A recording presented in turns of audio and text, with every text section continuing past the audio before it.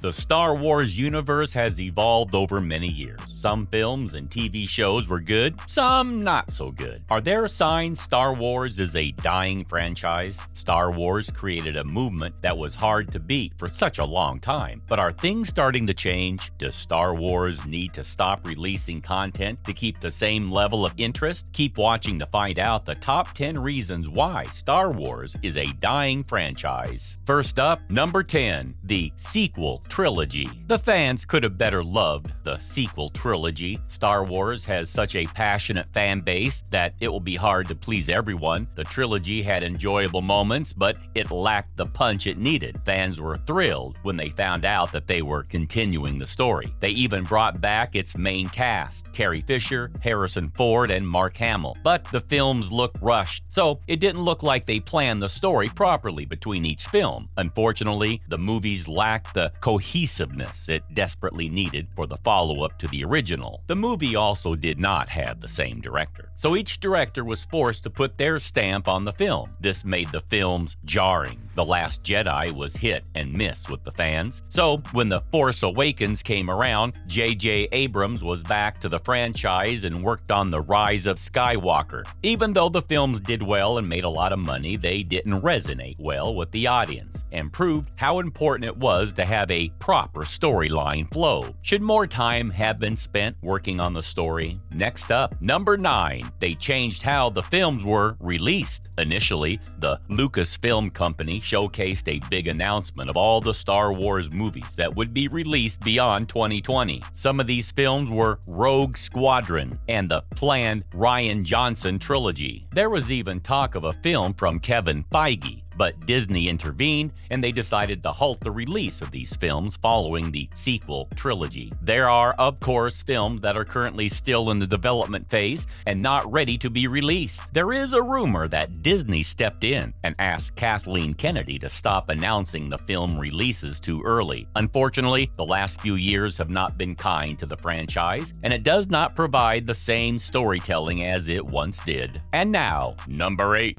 The original was the best. Many argue that the original trilogies were the best trilogies ever made. A New Hope set the tone for filmmaking and created the summer blockbuster phenomenon that we know today. The second film, The Empire Strikes Back, is often cited as the best film ever made, not just the best Star Wars film ever made. However, very few would disagree with the statement that the first 3 Star Wars were the principle of the Star Wars franchise. Unfortunately, everything that followed was always compared and could never live up to that standard. Furthermore, the prequels had a mixed reaction upon their early release, but since then, it has had a following and a resurgence, and the audience has changed its tune. Nevertheless, the original was always the best, and it will be hard to surpass that, regardless of what Disney releases. Moving on to number 7, the original characters were so good that nothing could beat them. The friendship between Han Solo, Luke Skywalker, and Princess Leia, Organa, was undeniable. The trio was seen as one of the best action heroes in film history. Their characters were so well liked. Not only that, they are the most memorable characters ever created and made the Star Wars universe what it is today. The leading actors, Harrison Ford and the late Carrie Fisher and Mark Hamill, made a name for themselves and are now recognized as icons. Since then, few characters have been well loved like the original 3, although some are well liked, like Kylo Ren and Rey. Unfortunately, General Hux and Jar Jar Binks are not. It is hard to beat the original trio. Whoever comes next will most likely be compared. As they say, lightning never strikes twice in the same place. Is it fair, though, to always constantly compare? Up next, number 6. Too many releases in the franchise have lost the uniqueness Star Wars once had. Unsurprisingly, fans were excited about the prequels when George Lucas announced them in 1993. The release of The Phantom Menace was an eagerly awaited film in 1999 and set the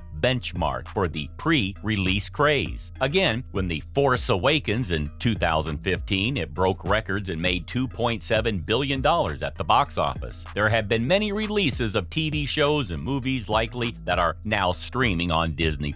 As a result, the uniqueness of Star Wars once had has slightly diminished. The excitement around The Phantom Menace and The Force Awakens was because of the long wait, so fans had to endure between each release. But currently, a lot is being released, and some argue that this loses the anticipation and excitement for each new project. As a result, less time is spent on each one, affecting the shine of its latest project. Should they drag out each new release? Would this benefit the franchise? And now, number 5. Disney Plus cannot get the same audience as the movies for the shows. If you look at the Star Wars universe, it is doing well, with all its releases and shows going to Disney Plus. A few shows have done quite well, like Andor, Obi-Wan Kenobi, and The Mandalorian. However, even though there have been successful shows, they are not without complications. Andor, by the critics early on, is described as a work of art for Star Wars, but the audience tuning in every week was low. So Disney had to change course and widen its release to get the numbers. Could this mean that the audience is losing interest? Maybe. Regardless of this, Star Wars genuinely attract a large audience. Still, for whatever reason, this production of Andor is not getting the numbers they hope for, which is worrisome. Do Star Wars fans need to be worried? Moving on, number 4, a picky fan base creates a mixture of projects. The early releases of Star Wars were well liked by the public. They created one of the most significant fan bases movies have ever seen, even after the disappointment early for the prequels. But since then, there have been a lot of love towards those movies. But as time has passed and people reflect, fans only point out the negatives more than the positives. As the saying goes, you cannot please everyone. The recent projects around Star Wars have yet to be a favorite among its fans. Then, of course, you have the group that does love them too. The Last Jedi is one of those films. This film is so mixed amongst its fans, as popular as it is. Only some people like it. The fandom of Star Wars often debates this film. Those for the film struggle to convince those who dislike it that it is good, and vice versa. Or is it verse versa? Anyway, and now, number 3. George Lucas is no longer part of Star Wars. The idea of Star Wars came from the creative mind of George Lucas. Upon its release, A New Hope is an independent movie with a massive budget, and it became a hit and put Lucas on the map. When Lucas returned to the prequels, fans were happy but left fans disappointed when he sold the ownership of Star Wars to Disney. Unfortunately, that was a mistake by Disney, as it has not been the same. Lucas maintained that he did write more for the franchise, but Disney didn't want to use those stories, but they wanted to make their own story. The films by Lucas would have included Leia trying to recreate the Republic and Luke going to rebuild the Jedi. In addition to that, Darth Maul was going to come back with a new apprentice. Moving on to number 2. There was a lot of attention on the Skywalker saga. After the leadership changed, Disney created a story following the return of the Jedi. Fans were initially happy to see the original characters again. Still, when the rise of the Skywalkers ended, the audience desired to see other stories in the Star Wars universe. Rogue One became popular because it revolved around different characters, but fans did not enjoy Solo. Some of the stories involving and not involving the Skywalkers were a hit and miss. Some fans are invested in that part of the story revolving around the Skywalkers, and others don't care. Since the story has finished, the main draw card can no longer pull in the numbers. Finally, number 1.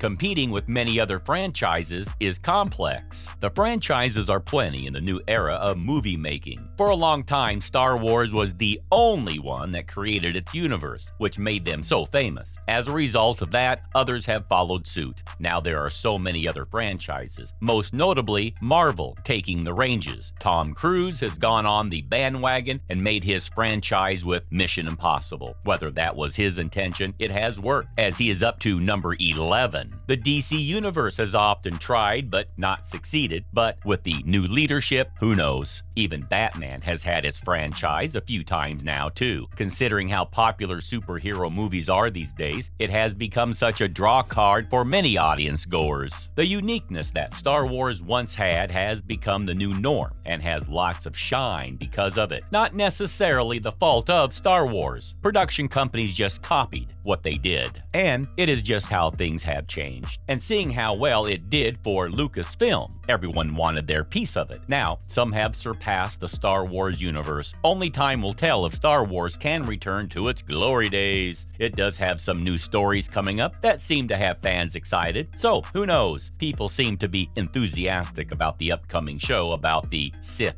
So, perhaps this is the direction that they need to delve more into the backstories of their villains. We hope you enjoyed watching this video about signs Star Wars is a dying franchise. Please leave a comment below. We would love to hear your thoughts. Remember to like and subscribe. Until next time.